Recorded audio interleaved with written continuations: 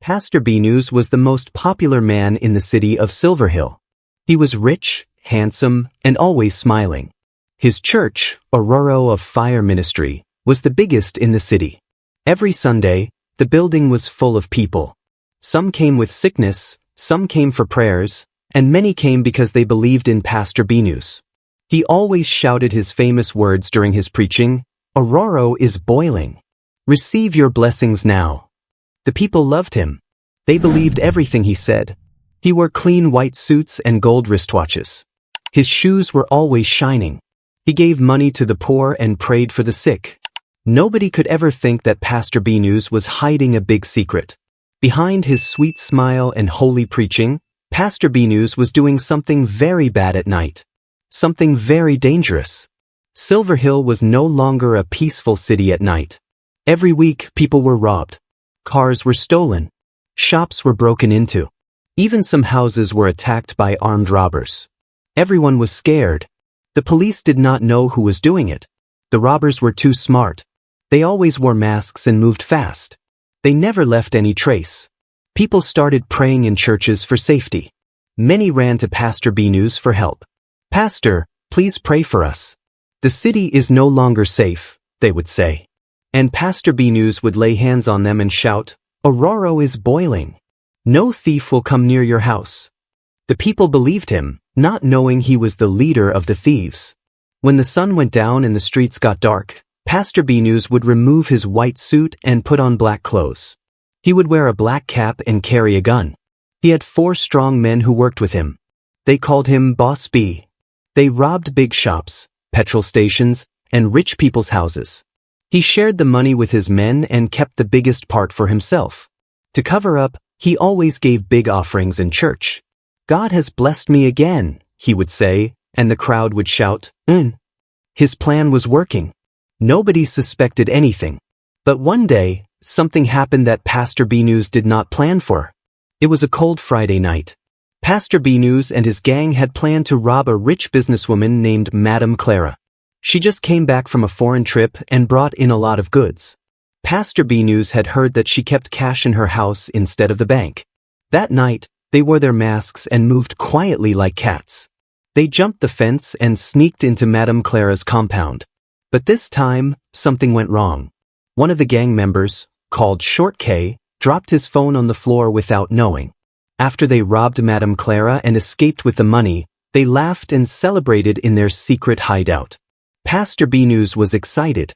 "ORORO is boiling," he said as he counted bundles of cash. But Short K suddenly touched his pocket and gasped. "My phone. I can't find my phone," he shouted. Pastor Binus's smile disappeared. "What do you mean? Are you mad?" he asked. "I must have dropped it at the house," Short K replied, trembling. That phone had pictures of Short K, and even a saved contact name that said Boss B, with Pastor Binus's real number. Pastor Binus became angry, but it was too late. The phone was already in Madame Clara's hand. Madame Clara gave the phone to the police. They checked the phone and found many things: pictures, calls, messages.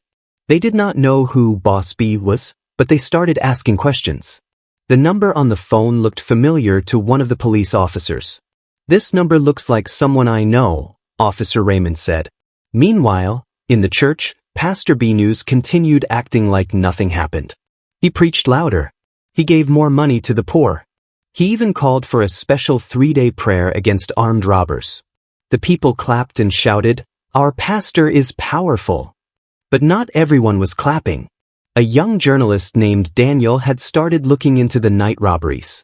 He noticed something strange. Each time there was a robbery in Silver Hill, Pastor Binus missed his night online prayer sessions.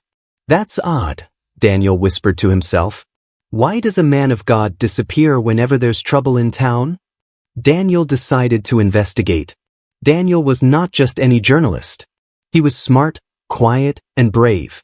He didn't tell anyone about his plan. He started following Pastor Binus secretly. He watched the church, the cars, the people. He even placed a small camera near the church gate just to see who came in and out at night. One night, while watching from afar, Daniel saw something strange. A black van left the church compound very late. Pastor Binus was driving. Daniel took pictures and wrote everything in his notebook. "I'm getting close," he said. Very close. But Pastor Binus was also getting suspicious. He noticed someone was watching him. He called his gang together and said, "One of these days, we'll have to deal with a rat who thinks he's wise." Daniel was in danger, and he didn't even know it. It was a quiet evening when Daniel received a strange message on his phone. The message had no name, no number, just a sentence: "Stop digging or you will be buried." He stared at the screen, heart racing. "Who sent this?" he whispered. He quickly locked his door and closed all the windows. He knew he was getting too close to the truth, but he couldn't stop now. He had already gathered pictures of the black van, phone numbers from the gang's calls, and even a secret video of Pastor Binus entering an old warehouse at midnight. Daniel didn't sleep that night.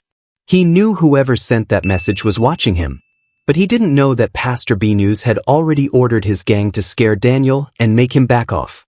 The next day, Daniel put on a disguise and followed the black van again. This time, it didn't go far. It stopped at the same old warehouse, near the edge of the city. Daniel hid behind a stack of old tires and watched closely. The warehouse had no name, no signboard, just rusted doors and broken windows. Soon, Pastor Binus came out of the van, wearing a black jacket. 4 other men followed him. They were laughing and carrying bags that looked heavy. Daniel took pictures quickly. Then, something shocking happened. One of the men removed his mask, and Daniel saw his face. It was the church's keyboardist, Brother Luke. "What?" Daniel gasped. "Even Brother Luke is part of this?"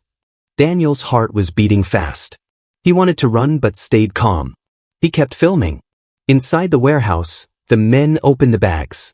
It was full of money, jewelry, and stolen phones.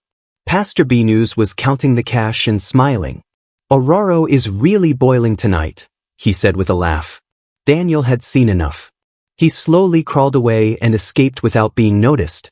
That Sunday, the church was full again. Pastor Binus came out in a brand new white suit and stood on the altar. "Children of God, how many of you believe that your blessing is on the way?" he shouted. The crowd screamed, "In." But in one corner, Daniel sat quietly, watching him. His camera was hidden in his shirt. He had already sent copies of the video to a secret folder online in case something happened to him. That evening, Daniel called a top TV news station and said, "I have a story that will shake the whole city." But just before he could send the final video, someone knocked on his door. Knock, knock, knock. "Who is that?" Daniel asked, scared. No answer. He slowly moved to the door and looked through the peephole. Standing outside was a strange man in black, holding a letter. Daniel's hand shook as he slowly opened the door. The strange man in black didn't say a word. He handed Daniel the letter, gave him a long, cold stare, then turned around and walked away into the night. Daniel shut the door quickly and locked it. He looked at the envelope. There was no name on it. Just one word written in red: "Stop." He tore it open and read the message inside. Said, "We know where you live. We know what you're doing. If you want to live, drop your camera, forget what you saw, and keep your mouth shut. ORORO is boiling and soon you will too." Daniel sat down, breathing heavily. This was serious. The gang wasn't just stealing anymore. They were watching him. They were threatening him. He picked up his phone to call the news station again, but his phone was dead. When he checked the battery, it was full. "Strange," he mumbled. Then he saw something scarier. The memory card from his camera was gone. At the same time, inside the grand office of Pastor Binus, the pastor laughed with a wicked smile. "Daniel is smart," he said to Brother Luke, "but not smart enough." "But, Pastor," Brother Luke said nervously, "what if he made copies of the video?" "He probably did," Pastor Binus replied, standing and walking to the window. "That's why we won't just scare him. We'll ruin his name. We'll make the world think he is the robber." The next morning, posters were everywhere in Silver Hill. Daniel, the fake journalist, armed robber caught on camera. The police were looking for him. People were talking. Some believed the posters. Others were not so sure. Meanwhile, Daniel was hiding in a small guest house at the edge of town. He wore a hoodie and avoided busy roads. He was shocked to see his own face on the news. "I can't believe this," he said. "They turned the whole thing on me."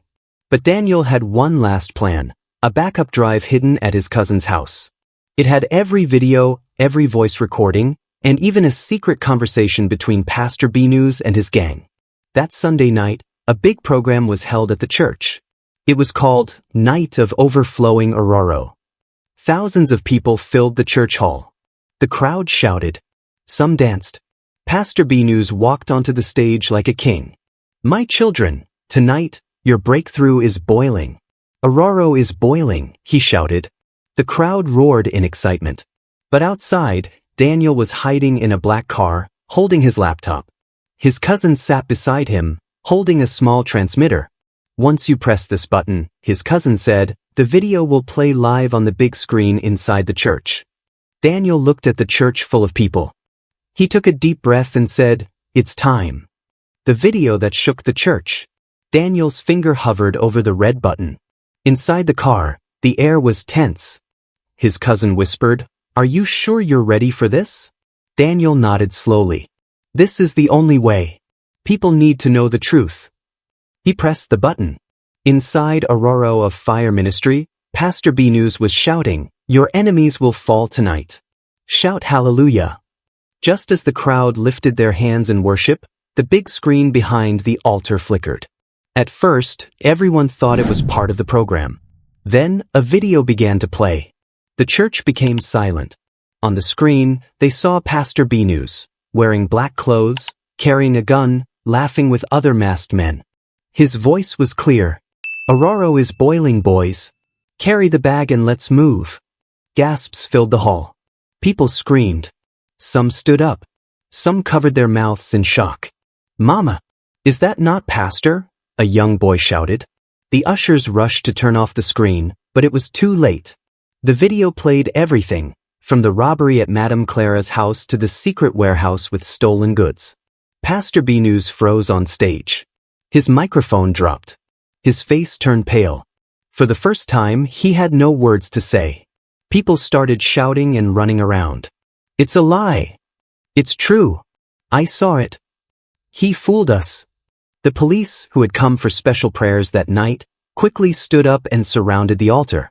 Officer Raymond stepped forward with handcuffs in his hand. "Pastor Binus, or should I say Boss B, you are under arrest for robbery, conspiracy, and criminal deception." "No. Wait. I can explain." Pastor Binus begged. But the police didn't listen. They grabbed him as the crowd watched in shock. Brother Luke tried to run, but the police caught him too. The other gang members were already being arrested around the city. Daniel had sent their names and pictures earlier that day. Far from the church, Daniel sat quietly in the car, watching everything on his laptop. His cousin smiled and patted his back. "You did it, Daniel. You saved the city." But Daniel wasn't smiling. He looked serious. "This is just the beginning," he said. "What do you mean?" his cousin asked. Daniel closed his laptop. "Pastor Binus is only one snake in a big bush. What if there are more? What if some police officers helped him? What if the people who printed the posters against me are also part of it?" His cousin nodded slowly. "So, what will you do now?" Daniel looked out the window at the night sky. "I'll keep digging. The truth must come out, no matter what." The next morning, the whole town of Silver Hill was buzzing. Everyone was talking about the fall of Pastor Binus. People couldn't believe it. Some cried. Some were angry. Some were ashamed. How could a man of God do such a thing? I gave him all my savings. He baptized my children. Many loyal church members were too shocked to speak.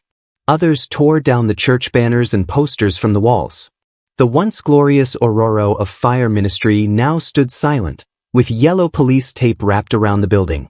Daniel finally came out of hiding. The news reporters surrounded him. "Daniel, how did you find out the truth? Weren't you afraid? Did you know he was that powerful?" Daniel answered calmly, "I only followed the truth. I knew something was not right. I just didn't expect it to be this deep." The news called him the boy who exposed fire. But behind the celebration, something darker was happening.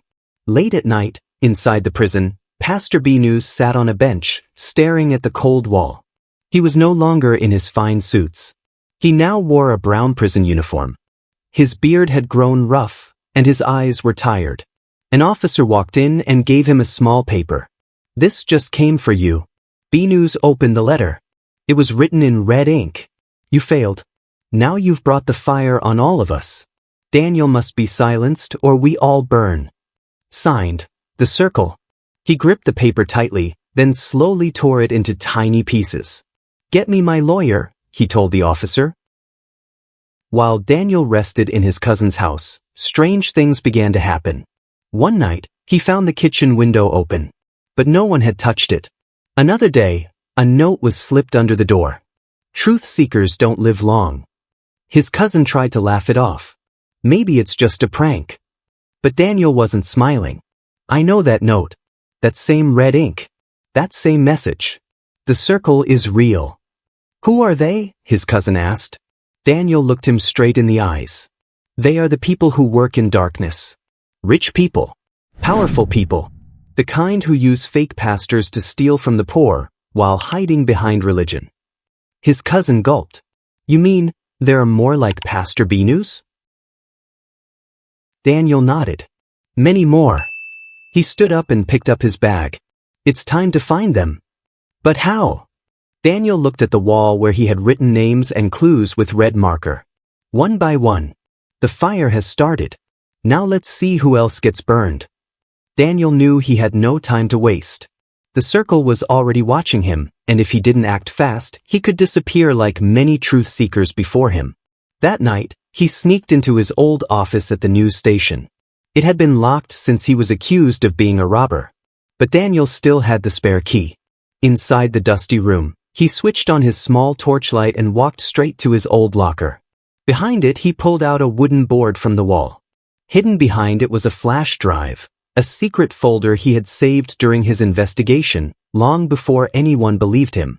He plugged it into his laptop. The screen lit up with a folder titled, "Burning Truth, Level 2. Inside were files about shady donations to Pastor Binus from unknown people. There were names, strange names, some from the government, some from companies, and some he couldn't even pronounce. But one name caught his eye. Senator Drake Omareg. The same senator who always sat in the front row during the church services. The same senator who donated 100 million Nigerian nairas during the last ORORO Miracle Night. Daniel's heart pounded. So Binus was working for someone, or with someone. The next morning, Daniel made copies of the files and sent one to his trusted friend, Mary, a journalist who now worked in Abuja. "Hold on to this, Mary," he said over the phone. "If anything happens to me, send it to every news station in Nigeria." "Daniel," Mary said, worried, "please be careful. These people don't joke." Daniel replied, "I know. But I won't stop." As he ended the call, a black Jeep passed slowly in front of the house. Daniel peeked through the curtain. It passed again. Slowly. Then his phone buzzed. "A known number. You have entered where you shouldn't. The next bullet might not miss. Stay out." Daniel looked up, his hands shaking. He knew one thing for sure. He was now at the heart of something bigger than he ever imagined. But he also knew he couldn't turn back now. He whispered to himself, "ORORO is boiling, but this time, it's not for them. It's for the truth." Daniel knew the only way to finish this was to go to the top.